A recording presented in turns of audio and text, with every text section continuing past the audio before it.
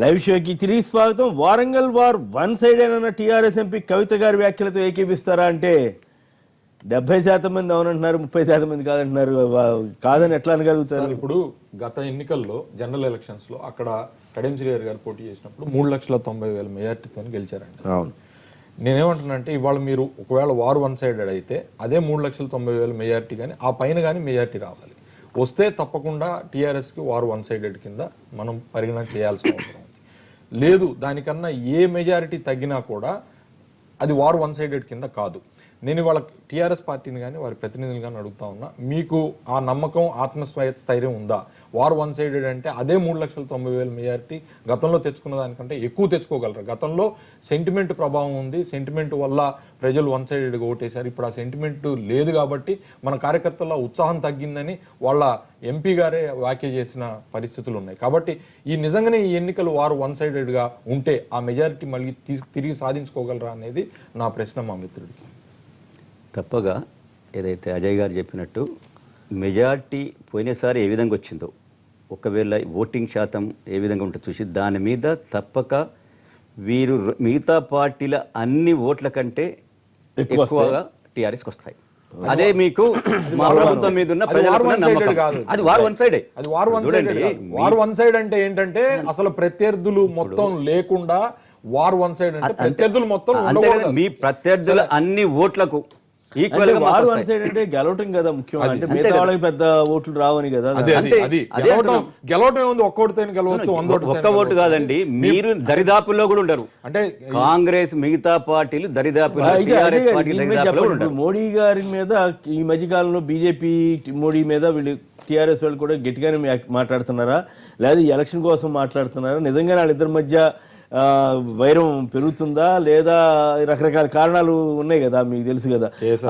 ఆ నేపథ్యంలో ఏమిటి ఎలక్షన్ వరకే ఇట్లా ఉంటుంది అంటారా, అట్లాగే ఉంటుందా? లేదు ఇప్పుడు ఆయన ఒకటి అడుగుతున్నారు, మోడీ గారు విదేశాలకు వెళ్తున్నాడు కానీ తెలంగాణ హిందూ రాలేదు, కొత్త రాష్ట్రం. మీరు right question at right point అడిగారు.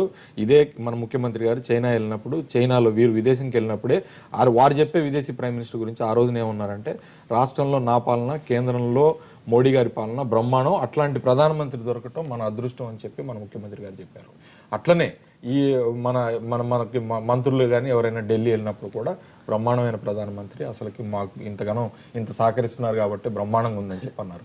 ఇవాళ ఎన్నికలు వచ్చినప్పుడు హైకోర్టు ఇష్యూ కానీ, లేకపోతే కేంద్రం కానీ, లేకపోతే బీజేపీ మీద కానీ వాళ్ళు ఆ రకమైన వాతావరణాన్ని మళ్ళీ తీసుకొస్తా ఉన్నారు. సో డెఫినెట్గా ఇవ్వాలి. ఏంటంటే మళ్ళీ రేపు చూడండి, ఈ ఎన్నికలు అయిపోయిన తర్వాత మళ్ళా మోడీ గారి పాట పడతారు. అసలు లోపల వాళ్ళ ఉన్న ఎజెండానే మేము ఎన్డీఏలో ఎప్పుడు చేరాలి, లేకపోతే కేంద్రంలో ఎప్పుడు చేరాలి అనేది వాళ్ళ హిడెన్ ఎజెండా. అది అందరికీ తెలిసిన విషయమే.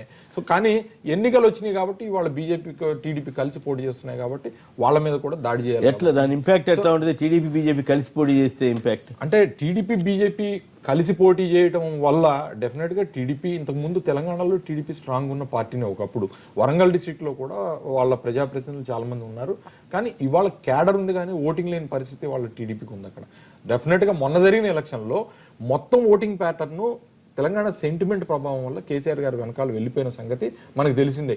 ఇప్పుడైతే మళ్ళీ నేను అనుకోవటం స్థిరత్వం వచ్చి ఉంటుందని నేను అనుకుంటున్నాను. డెఫినెట్గా కాంగ్రెస్ ఓటింగ్ కాంగ్రెస్కి, టీడీపీ బీజేపీ ఓటింగ్ టీడీపీ బీజేపీకి, టీఆర్ఎస్ ఓటింగ్ టీఆర్ఎస్కి ఉంటే డెఫినెట్గా మిగతా విషయాల మీద, యాంటీ ఇన్కంబెన్సీ మీద ఒకవేళ ప్రభుత్వం మీద పనిచేస్తే అది ప్రతిపక్షాలకి అడ్వాంటేజ్ అవుతుంది, ప్రతిపక్షాలు గెలుస్తాయి. లేదా అది పనిచేస్తుందా లేదని చూడాలి. రైట్. చంద్రశేఖర్ గారు చెప్పండి, మోడీ గారితో మళ్ళీ కలుస్తారా లేదా? ఇప్పుడు అన్నట్టుగా అప్పుడు కూడా అంటారా విదేశాలు తిరుగుతున్నాడు కానీ తెలంగాణకి ఎందుకు రాలేదని అడుగుతున్నారు. మా నాయకుడు కేసీఆర్ గారు ఏమన్నారంటే, ఏదైతే మనం ప్రధానమంత్రి గారు విదేశ పర్యటనలో విదేశ పెట్టుబడుల కోసం పోతున్నాడు, అది ఎంతో మన యొక్క ప్రభుత్వానికి, మన దేశానికి లాభం అని అన్నాడు. ఆ కాంటెక్స్ట్ లో అన్నాడు. అది నిజమే కదా. విదేశీ పెట్టుబడుల కోసం అనలేదు సార్ ఆయన. వాళ్ళ అబ్బాయి కేటీఆర్ గారు ఏమంటున్నారు, విదేశాల్లోనే తిరుగుతున్నాడు, మా తెలంగాణ రాలేదని. ఇప్పుడు అజయ్ గారు అన్నారు పత్తి రైతులకు చాలా బాధపడుతున్నారని. పత్తి 10 లక్షల క్వింటాల పత్తి మన తెలంగాణలో పండేది. ఇప్పుడు ప్రభుత్వం తరఫుకెళ్ళి, సెంట్రల్ గవర్నమెంట్ తరఫుకెళ్ళి సెంట్రల్ కాటన్ కార్పొరేషన్ ఎంత కొన్నదండి? 40,000 క్వింటాలు మాత్రమే కొన్నది. అంటే 5%. మరి ఇది న్యాచురల్గా ఇది ఈ యొక్క తెలంగాణ మీద వారు చూపించిన శీతకన్నే కదా. ఆ ఉద్దేశంతో ఆ విధంగా అనమాట. మీరు ఒకసారి వచ్చి వెంకయ్యనాయుడు గారు మన అన్నారు, మేము పిలిపించాము చెప్పామని. కానీ చెప్తే 5% ఏ విధంగానండి? అట్లీస్ట్ ఒక 30% మేము తీసుకున్నాం, 35% తీసుకున్నాం, 1/3 కూడా తీసుకోలేదు, 5% తీసుకున్నారు.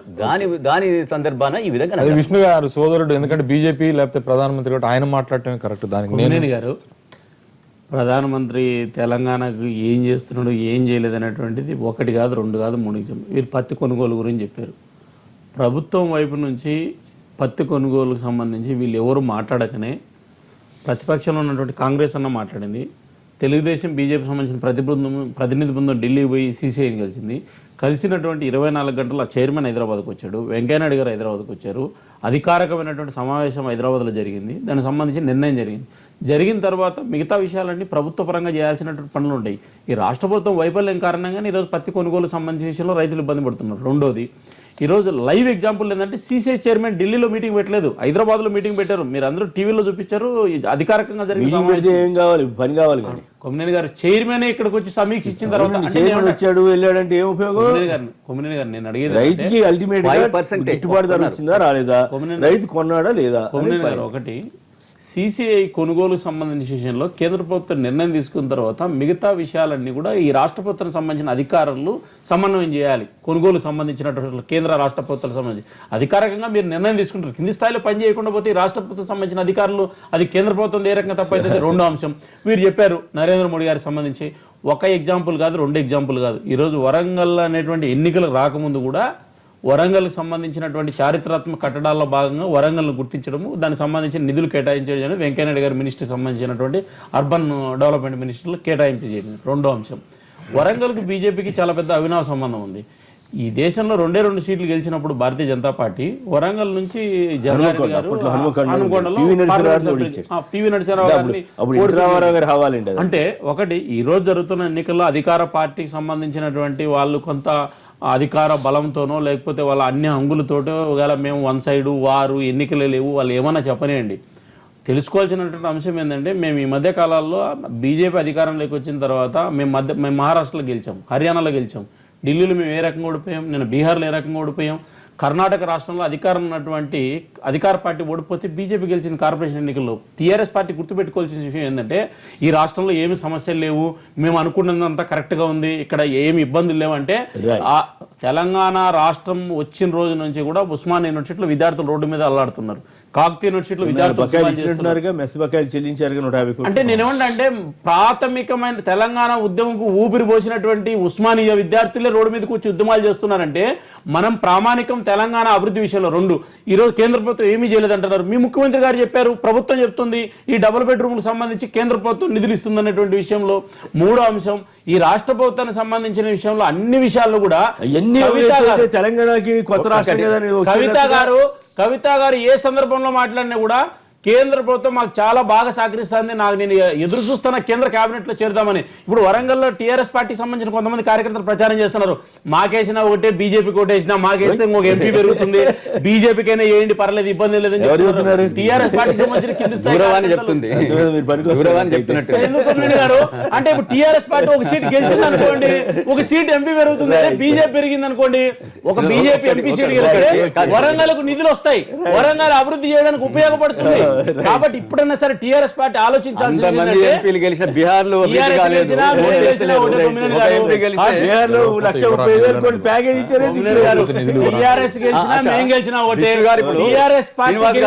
ఒరిగేదే లేదు వరంగల్ ప్రజలకు. బీజేపీ గెలిస్తే నిధులు వస్తాయి,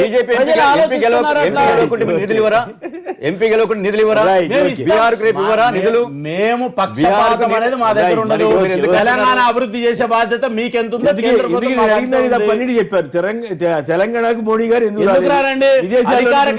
ఒక్కటండి, వరంగల్ లో బ్రిడ్జ్ ఓపెనింగ్ చేస్తామంటే మా నితిన్ గడ్కరీ పర్యటన వరంగల్ లో 3 సార్లు క్యాన్సిల్ చేసింది ప్రభుత్వం. ఏంటంటే స్థానికంగా ఎన్నికలు రాబోతున్నాయి, బీజేపీకి ఇక్కడ మంచి పేరు వస్తుందండి. ప్రధానమంత్రి రావాలంటే ఖచ్చితంగా కేంద్ర ప్రభుత్వం ప్రధానమంత్రి రావాలంటే ముఖ్యమంత్రి ఆహ్వానం పలకాలి. ఎప్పుడైనా ముఖ్యమంత్రి పిలిచాడా? ఒక్క కార్యక్రమానికి ముఖ్యమంత్రి ప్రధానమంత్రిని పిలిచాడా? సిసిఐ అనేది 5% కొన్నదండి. సిసిఐ ఎవరి అండర్ లో ఉంది? సెంట్రల్ గవర్నమెంట్ లో ఉంది. మీరు వాళ్ళ పత్తి వాళ్ళు కొనాలి. ఎఫ్సిఐ ఏ విధంగా ఉంటది? వాళ్ళు కొంటారు. కానీ మీరు రాష్ట్ర ప్రభుత్వం ఏముంటుంది దీంట్లో? రైట్. వరంగల్ వారు వన్ సైడ్ అయిన టీఆర్ఎస్ ఎంపీ కవిత గారి వ్యాఖ్యలను సమర్థిస్తారా అంటే 66% మంది వన్ సైడ్ అంటారు, మరి 34% మంది కాదన్నారు. మరి ఏం జరుగుతుందో చూద్దాం. SMS పంపించిన వారందరికీ కూడా ధన్యవాదాలు. విష్ణు గారికి, చంద్రశేఖర్ రెడ్డి గారికి, అజయ్ గారికి అందరికి కూడా ధన్యవాదాలు. ఇది నేటి వార్తా విశ్లేషణ కార్యక్రమం. నమస్కారం.